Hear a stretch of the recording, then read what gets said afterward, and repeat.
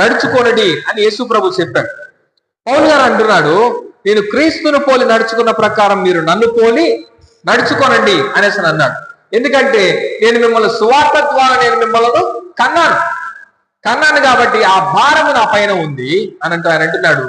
మీరు క్రీస్తు స్వరూపము మీలో ఏర్పడు వరకు నాకు ఇంకా ప్రసవ వేదన ఉందనేస్తున్నాను. క్రీస్తు స్వరూపం మీలోకి ఇంకా రాలేదు. క్రీస్తు స్వరూపం మీలో కనబడినంత వరకు నా లోపల ఏముంది? ప్రసవ వేదన. ఎందుకంటే నేను మిమ్మల్ని కన్నాను కాబట్టి ఆ రూపము ఏర్పడు వరకు నాలో ప్రసవ వేదన ఉంది అని అన్నాడు. కాబట్టి అంటున్నాడు, మీరు ఆ క్రీస్తులోనికి రావాల్సిన మీరు భిన్నమైన సువార్తల తట్టుకు తిరిగిపోవట చూడగా నాకు ఆశ్చర్యం కలుగుతున్నది. కాబట్టి నేనేం చేస్తున్నాను? నేను మిమ్మల్ని బ్రతిమాలుచు ఏడ్చుచూ ఉన్నాను. అంతేకాదు, మీరు క్రీస్తుని అంటే మీరు ఈ భిన్నమైన సువార్త తట్టుకు తిరిగిపోవడం చూడగా మాకు ఆశ్చర్యం కలుగుతున్నది, కానీ మీలో కలవరపరచు వారు కొందరున్నారు అనేసి అన్నాడు. క్రీస్తు సువార్తకు కలవరాన్ని తెప్పించే వాళ్ళు కొంతమంది ఉన్నారు. కాబట్టి మీరు కలవరపడవద్దు. ఒకవేళ మేము చెప్పిన సువార్త కాక వేరొక సువార్త ఎవరైనా మీకు చెబితే, అది పరలోకము నుండి ఒక దూత దిగి వచ్చి చెప్పినా కూడా అది నమ్మిన వాడు శాపగ్రస్తుడు అవుతాడు అని దేవుని వాక్యము సెలవిస్తాం. కాబట్టి ఈ శాపగ్రస్తములో నుంచి ఎవడైతే కాపాడతాడో వాడిని బుద్ధిమంతుడు అని అన్నాడు.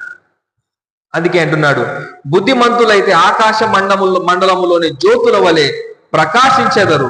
నీతి మార్గం అనుసరించి నడుచుకొనున్నట్లు ఎవరు అనేకులను త్రిప్పుదురో వారందరూ ఎలా ఉన్నారట? జ్యోతులను పోలిన వారై ఉన్నారు. కాబట్టి మీరు కూడా ఎలా ఉండాలి? జ్యోతుల వలె ఉండాలి. మీరు కూడా ఒక వెలుగు మార్గం, యేసుక్రీస్తు ఇచ్చింది వెలుగు మార్గం. ఆ వెలుగు మార్గంలో పౌలు నడిచాడు, నన్ను పోలి నడుచుకోమన్నాడు. మీరు భిన్నమైన సువార్తల తట్టు వెళ్ళిపోతే నాకు ప్రసవ వేదన అన్నాడు. నేను మరలా కన్నీరు కారుస్తున్నాను అనేసి అన్నాడు. అంతేకాదు, మేము చెప్పిన సువార్త కాక వేరొక సువార్త ఎవడైనను, అది మేమైనను పరలోకం నుండి వచ్చిన ఒక దూత అయినను చెప్పినలా వాడు శాపగ్రస్తుడు అని అన్నాడు. కాబట్టి ఈ శాపగ్రస్తమైన వాటిలో నుంచి ఎవడైతే అగ్నిలో నుంచి లాగినట్టు కొందరినైనా రక్షిస్తాడో, సందేహపడు వారి మీద కనికరము చూపండి, అగ్నిలో నుంచి లాగినట్టు కొందరినైనా రక్షించండి అని చెప్పినట్టుగా ఎవరైతే వారిని రక్షిస్తాడో వీడెవడట? వీడు బుద్ధిమంతుడు అన్నాడు. ఈ బుద్ధిమంతుడైతే ఆకాశ మండలంలోని జ్యోతుల వలె ప్రకాశిస్తాడు. కాబట్టి ఈ మాటలు దేవుడు మన హృదయాల్లో భద్రపరచుగాక. ఆమేన్.